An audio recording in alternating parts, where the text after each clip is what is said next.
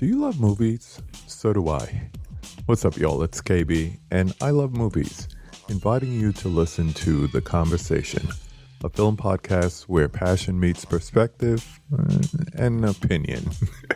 From the old school to the new, I invite a guest on to discuss the movies that thrill us, challenge us, break our hearts, or even blow our minds. There's always new episodes dropping wherever you get your podcasts. So join the conversation. We don't just watch movies. We love talking about them too. The Conversation with KB Loves Movies, a part of Someone's Favorite Productions podcast network. Hey, this is Jason Kleberg from the Force 5 podcast, a show that forces a guest to come up with a movie-themed top 5 list topic, and then we reveal our picks on air. Top 5 heist films, top 5 tearjerkers, top 5 movie dogs. Every show you'll be asking yourself, what would be on my list? Guests include directors, screenwriters, actors, podcasters, musicians, authors, and even a professional wrestler. Subscribe to the Force 5 podcast, and you won't just be a listener, you'll be a list nerd. The Force 5 podcast, available wherever you're listening now.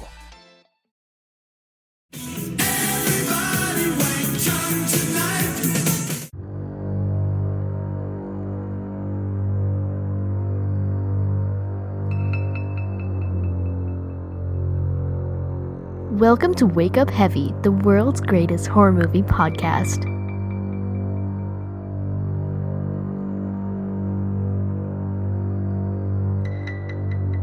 Hello, and welcome back to Wake Up Heavy Recollections of Horror. This is Mark Begley, your host, and this is a new addition to the Wake Up Heavy lineup. Basically, I'm taking the news and notes from the end of episodes and creating a monthly news and notes section where I can discuss appearances on other podcasts. I can discuss my dog barking in the background. I can discuss my movie watching and recommendations. That's so interesting. So these are take it or leave it episodes. If you are not interested in the news and notes that sometimes appear at the end of episodes, you can bypass these. If you don't want to hear my movie watching trends for the month or recommendations, skip these. If that interests you, then you have the ability to listen, and it frees up the episodes from having this tagged onto the end of them. It's also a way to keep me productive and doing something at least monthly. I've been having a hard time with that during the pandemic. Gives me something to look forward to, something to talk about, whether I have a Why Didn't I Rent This, a regular episode, or a guest appearance. If none of those things are happening, I will have these to do, and they should be pretty brief, depending on what all is going on. Let me start this out by mentioning again that I do have Wake Up Heavy swag over at tpublic.com, and you can find that in the link tree. You can find it on the SoundCloud page. It's at the top of the sidebar on wakeupheavy.com, and I think that putting that on there messed up my header. If you go to the website on a computer, not on your phone, the header has shrunk, and I have not been able to figure out how to get it back to the right size. Anyway, they have sales quite regularly. Hit it when they have a sale. I make a couple bucks on items when there's a sale, and that's cool. That helps pay for a month of hosting. That's fine. The other thing that I'll mention on here are guest appearances. I am on the Sabata episodes of the Projection Booth, and I most likely have that up on my site, or you can go to Projection Booth and listen to it there, or iTunes, obviously. I recorded with Chris over at the Culture Cast, and now I'm not real sure if that is going to be a Patreon episode or not, but I will direct people to that either way when it comes out. And I will talk about the movies that we talked about on that in just a minute here when I get to movie watches. I mention on the Why Didn't I Rent This episode for Macabro that I had been tossing around a few different movies in my head to do. Of course, I can't remember one of them, but I was set to watch something hoping it would be a why didn't I rent this? And either I didn't get to it or I don't remember what movie it is. Even with checking my Letterboxd diary, I don't remember. The one that I do remember, though, is Chud. Cannibalistic Humanoid Underground Dwellers? Chud. Cannibalistic Humanoid Underground Dwellers. A movie that I skipped. I think I thought this was in the vein of all those Gremlins ripoffs, and thought it was a little critter type movie from back then, but it's really not. I caught bits and pieces of it during a watch party with Mike White, and I didn't see it all, but I was very intrigued by the cast. I thought this was a cheesy B movie, which it is, about little creatures, which it really isn't. The cast is kind of amazing. We have John Hurd and Daniel Stern, who would star later in the Home Alone series, of course. John Goodman shows up, one of his first roles. Jay Thomas, who I knew from Mork and Mindy because I loved that show as a kid. And a couple other... Oh, J.D. Vance? Is that his name? No, Mark. That is not his name. The actor's name is J.C. Quinn. J.D. Vance is the asshole who wrote Hillbilly Elegy. Who was in Barfly, who I don't recall seeing in very many movies when I grew up. I think he was in a number of canon films, which Barfly was. Great seeing him in kind of a meatier role than just playing a bartender in Barfly. I'm sure I'm leaving out a few people, but as I watched it in earnest for Why Didn't I Rent This, I was kind of bored by it. It's weird, but it's not the kind of weird that I gravitate towards. Still worth watching, though. Speaking of watches, that is another big part of these episodes, and they're just going to be called July 2021. This is my watches for the previous month. If I'm telling you about them, they're generally recommendations. I don't bring up the things that I watched that I didn't like. I'm just not into that negative vibe, you know. Oh, man. Don't hit me with them negative waves so early in the morning. Favorite rewatches during this time for me were Evil Speak with Clint Howard. I did see this as a kid. It is a strange one, and Shudder has it, and it's a very good version of it. The last time I watched it, it was cropped weird or it was smushed or something. Interesting. Satanic Panic, early 80s, would make a great double feature with Fear No Evil. I watched Duel, one of Steven Spielberg's first films. Really, really enjoyed it, and you really can see those hints of everything else that would come later. High Tension. Dennis Weaver is a complete asshole in this. You want to talk about toxic masculinity? Check out that movie. Thanks to TCM, which I will bring up in a minute, I watched To Live and Die in L.A., which I had been meaning to get to for a long time. This was part of their July Neo-Noir series, and I was jazzed about that because a lot of these that they showed were on my list of must-see films. This is a rewatch, though, something I've watched through the years. Willem Dafoe is fantastic in it. My favorite rewatch, and I actually still need to finish it, I've got about 15 minutes left, is The Lodge, and I have spoken about The Lodge before on this show. One of my favorite modern horrors of the last couple of years. A lot of people really hate it, and I understand that, but it hits all those spots for me. And I have not rewatched it since the first time a couple of years ago because of its really downbeat nature. I love it, but I'm not going to watch it every couple of months or anything like that.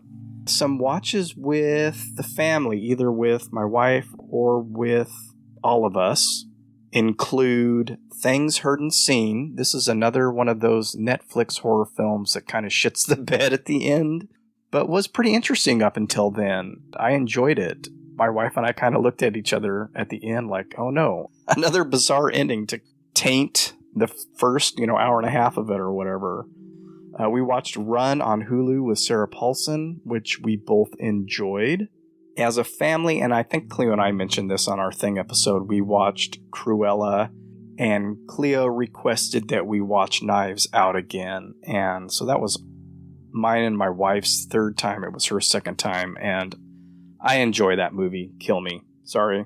Really like it as a fun whodunit. Watches with Cleo, some of these are apparent because we did a show on The Thing, and we watched both. She wanted to watch Cujo. She had caught a couple minutes of it one day when I was watching it, and apparently it stuck in her head. So we watched that together. She has expressed interest in watching Pet Sematary, so we'll probably get to that soon. I had her watch Dune. Because of the new Dune, the trailers dropped, or the second trailer dropped last week. I told her we're going to watch it. It's really weird. It's one of the few David Lynch movies she is able to see at this young of an age. I think she enjoyed it. I know she was confused a little bit. I was sort of hoping it would turn into an episode, but I don't know if we're going to get there for that. For he is the Kwisatz Haderach. Because of that, I mentioned to her about the only other thing you could watch would be The Elephant Man and Eraserhead. She's caught little bits of that. That's a little much for a 13-year-old maybe. And I said, or the original Twin Peaks. And she immediately said, yes, let's watch that. Now, a big part of that is because they spoof it on Psych, which is one of her favorite shows. And she has, I don't know how many times she has rewatched that. I don't get it. She loves it. That's great. And so we watched the pilot the other day and didn't get much of a response out of her. So it'll be interesting to see what happens, at least through this first truncated season, that 8-episode first season. My favorite new watches of July, and possibly extending into late June, are, again, mainly due to that neo-noir series on TCM. I have caught bits and pieces of these on TCM in the past and just didn't go back and watch them on their app or on demand for whatever reasons. But what I did watch ended up being pretty much my favorite watches of the whole month, including Obsession, De Palma's film, which was, I believe, scripted by Paul Schrader. Basically, Vertigo via De Palma. I really enjoyed it. Genevieve Bujold in this movie is just ridiculously attractive. And I like De Palma's riffs on Hitchcock. Knock 'em all you want for that. Obsession was actually part of TCM Underground's programming, not the neo-noir series. Another one that I had wanted to get back to, and I'm glad they showed, is Remember My Name with Anthony Perkins, his wife at the time, Barry Berenson, and Geraldine Chaplin. Really cool, sun-drenched LA noir. And Geraldine Chaplin is just an absolute trip in this movie. Really great acting from her. And then Night Moves. This has been on my list forever since I caught like 5 minutes of it on TCM a few years ago with Gene Hackman. Harry thinks if you call him Harry one more time, he's going to make you eat that cat. And a very young Melanie Griffith. And for some reason, this, for me, works with To Live and Die in L.A. as a double feature. I mean, they were both on this series as neo-noirs, but I got a same kind of feeling out of these. And then the last one from that neo-noir series that I really, really enjoyed was Cutter's Way, with John Hurd playing a fascinating character that is really messed up and really interesting. And Jeff Bridges, who I just love, is great in this. Some of the horror films that I watched, and this includes, except for this first one, a lot of new horror, modern horror, contemporary horror, whatever you want to call it. Me and Chris get into that in the episode I was on recently. But this old movie, Japanese movie called The Vampire Doll, there is a series of these. There's 3 films, Vampire Doll, Lake of Dracula, and Evil of Dracula, I believe, and they're all on Tubi currently, and I need to watch the other 2. Pretty interesting. Not really vampire, but that's the American titles we get for these. And then I started out a modern horror kick with The Empty Man, which I had been hearing a lot about when it was released to VOD a while back. And it's on HBO Max now. It is long. It is convoluted. It goes off on all these tangents. It's time for another tangent. But it's really fascinating. Has some cult stuff in it, which everyone should know by this point I love. And it's something that I know that I will watch again. I watched the Fear Street trilogy that was released on Netflix over a period of 3 weeks. I watched it for the Culture Cast. Chris asked. I went ahead and binged it in one day. And so you can hear all my thoughts about that. I have no history with R.L. Stine or the Fear Street series of books, but it was well done. I will most likely watch it again because I knew that my wife wanted to watch them, and I just had to cram it all into one day for the show. I watched the Wrong Turn reboot, mainly out of curiosity. I've seen, I don't know how many Wrong Turns there are. I've seen the first 2. I think there's a number of them. They're okay. I enjoyed this more than those 2 from the original series that I've watched. I don't know why they call it Wrong Turn. It could have been completely unassociated with that series as far as I'm concerned. And I just know that I like it more than those. I watched The Rental, which stars Dan Stevens and Alison Brie. I'm making sure I'm not saying Brie Larson. Yeah, Alison Brie, directed by her husband, Dave Franco. I enjoyed this up until the end, because the end, not that it doesn't make sense, but I don't know. I don't know how I feel about how they did this. I thought it was going to be a sort of eco-horror thing. It's about 2 couples that go on a vacation at a beach house. Of course, there was a movie called The Beach House that came out that I really enjoyed. There's a movie called Sea Fever recently. I thought it was going to go along those lines, but it's more of a home invasion movie, kind of. And that kind of is what sort of lost me at the end. Pretty decent, though, and I believe it's on Showtime right now. So check it out if you've got Showtime. And then I watched The Amulet, a British movie that is super slow, very emotion-driven, but has some serious horror chops to go along with that. And I was a bit surprised at the direction it took, and really quite enjoyed that one. Now, I have an honorable mention to end up with here, because this is a movie that I thought I was going to be doing a spotlight episode on, because everything I had heard about it prior to watching it led me to believe that it would be right up my alley and hit all those spots in my brain that I enjoy. And that movie is called Censor. It is about a censor in the 80s in Britain during the video nasty period, and how her job ties into this mystery about her sister who disappeared years before.